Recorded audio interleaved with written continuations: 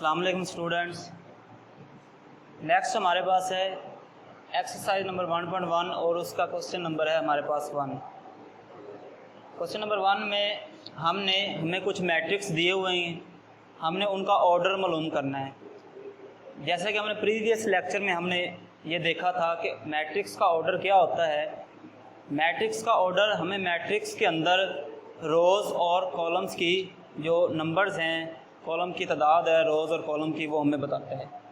तो ये हमारे पास एक हमें मैट्रिक्स दिया गया है, इसका हमने ऑर्डर बताना है कि इसका ऑर्डर क्या है। इसके अंदर हम देखेंगे कि कितनी रोज़ हैं और कितने कॉलम हैं।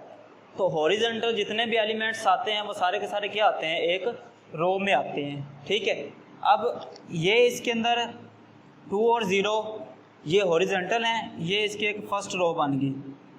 3 और 5 क्या बन गया, इसकी सेकंड रो बन गई। ये हॉरिजॉन्टल एलिमेंट्स थे।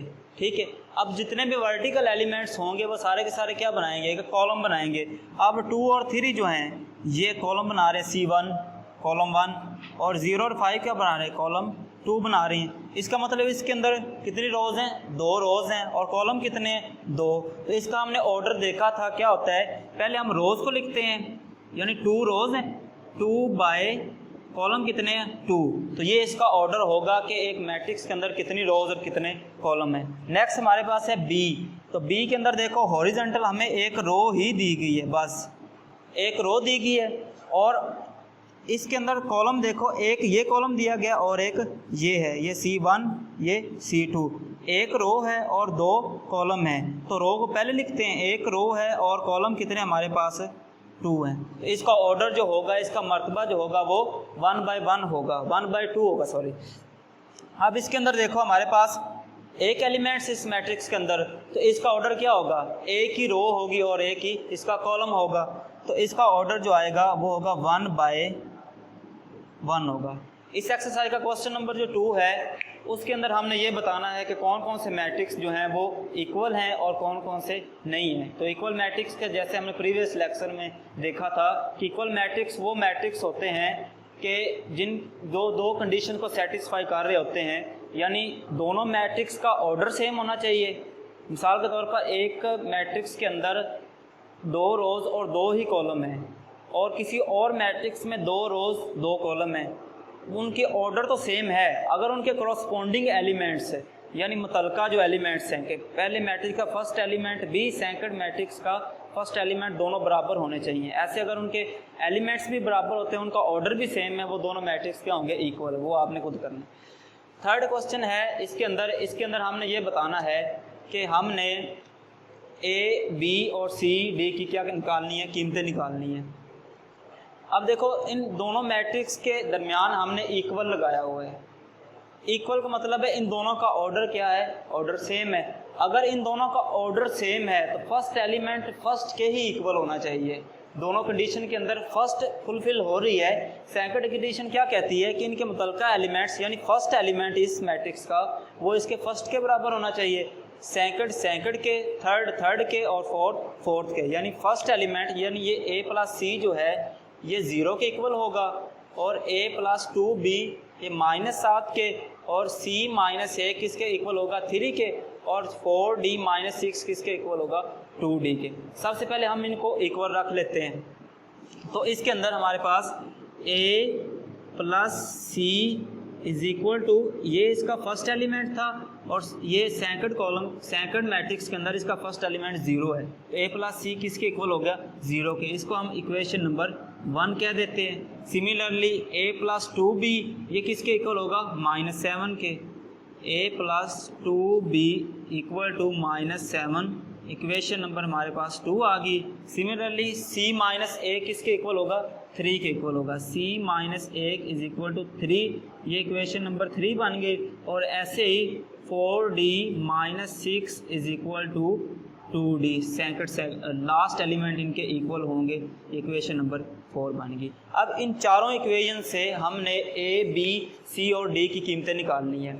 अब किसी इक्वेशन के अंदर अगर हमें 2 वेरिएबल दिए गए हों और उनमें से हमें एक निकालना हो तो एक का पता होना ज़रूरी है। मिसाल के तौर पर पहली इक्वेशन को देखो, A plus C is equal to 0 है, तो हम ये नहीं है कि इसमें से हम किसी ए या सी की कीमत निकाल सकते हैं। क्यों नहीं निकाल सकते?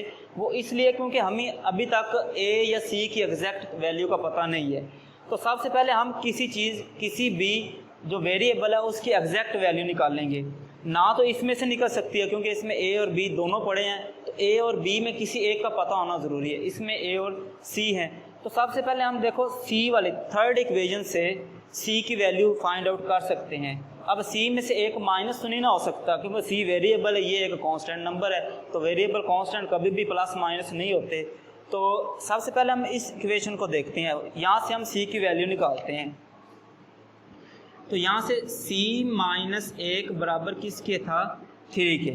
c माइनस एक इज इक्वल टू 3 था, तो ये जो माइनस का एक है ये इधर आकर प्लस हो जाएगा। c is equal to plus वो है a plus 2b is equal to minus 7। ठीक है, a plus 2b is equal to minus 7। अब हमें a का पता है, तो a की जगह हम इसकी कीमत लगाएंगे। a की कीमत क्या है? a is equal to minus 4, तो a के नीचे क्या आ गया? Minus 4 plus 2b is equal to minus 7। अब माइनस 4 और प्लस 2b जैसे पीछे बात हो रही है कि वेरिएबल कांस्टेंट जमा माइनस नहीं होते। हाँ, कांस्टेंट में जमा माइनस होगा, तो ये माइनस 7 भी कांस्टेंट, माइनस 4 भी कांस्टेंट। हम यूँ करते हैं माइनस 4 को उधर ले जाकर प्लस कर देते हैं, माइनस 4 इधर आकर प्लस हो जाएगा, तो इधर हमारे पास रह जाएगा 2b, इधर माइनस 7 पहले ही पड़ा हुआ था, ये माइनस का 4 उधर जाकर क्या हुआ? प्लस 4 हो गया। तो 2b इज इक्वल टू, अगर एक रकम प्लस की हो और एक माइनस की हो तो हम क्या करते हैं? बड़ी रकम में से छोटी निकाल देनी है और आंसर के साथ जो अलामत लगानी है वो बड़ी रकम की लगानी है। अब बड़ी रकम 7 है, छोटी 4 है, तो 7 में से 4 निकालो 3। अब बड़ी रकम 7 थी, उसके साथ साइन कौन सा था? माइनस, यहाँ पर माइनस आ गई। ठीक है, हमने निकालना है b, 2b की वैल्यू नहीं निकालनी, तो 2b के साथ क्या हो रहा है? मल्टीप्लाई, क्योंकि इनके दोनों के दरमियान कोई साइन नहीं है, तो दोनों के दरमियान कोई साइन नहीं है, इसका मतलब है ये मल्टीप्लाई हो रहे हैं। ये 2b से मल्टीप्लाई हो रहा है, इधर आकर डिवाइड हो है a plus 2b equal to minus 7। ठीक है, a plus 2b equal to minus 7।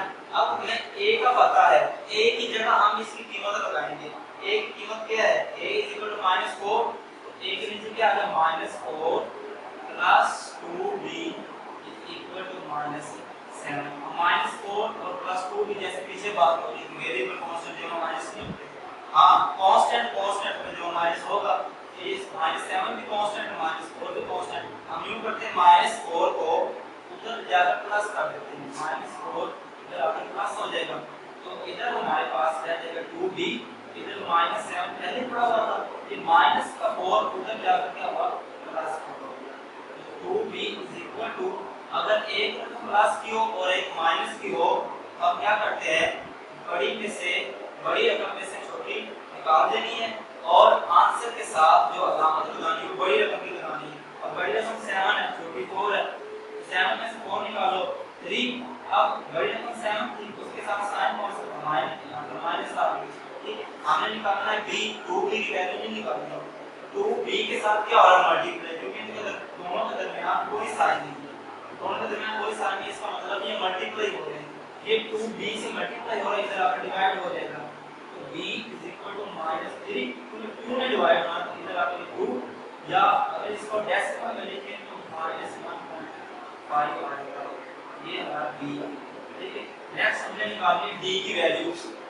तो d वाली पेज हमारे पास पेज नंबर 4 है, तो वो है 4d minus 6 is equal to 2b। ठीक है, अब 4d में से 6 माइनस नहीं होगा, हम क्या करेंगे? इस 6 को ले जाएंगे राइट हैंड साइड की तरफ और वहां जो 2d प्लस का पड़ा हुआ है इसको ले जाएंगे लेफ्ट हैंड साइड की तरफ। तो 4d, ये जो 2d है ये जब इधर आएगा तो माइनस का 2d हो जाएगा और माइनस का 6 जब उधर जाएगा ये प्लस का 6 होगा। ठीक है, अब ये दोनों माइनस हो जाएंगे, 4d में से 2d माइनस हो जाएगा क्योंकि इनके कोएफिशिएंट एक जैसे हैं, इनके वेरिएबल जो दो एक जैसे हैं, और 4d में से 2d माइनस होगा, पीछे रह गया 2d इज इक्वल टू 6। मेरा मल्टीप्लाई इधर आकर क्या होगा? डिवाइड हो जाएगा, d is equal to 6 by 2 D is equal to हमारे पास क्या आ जाएगा 3।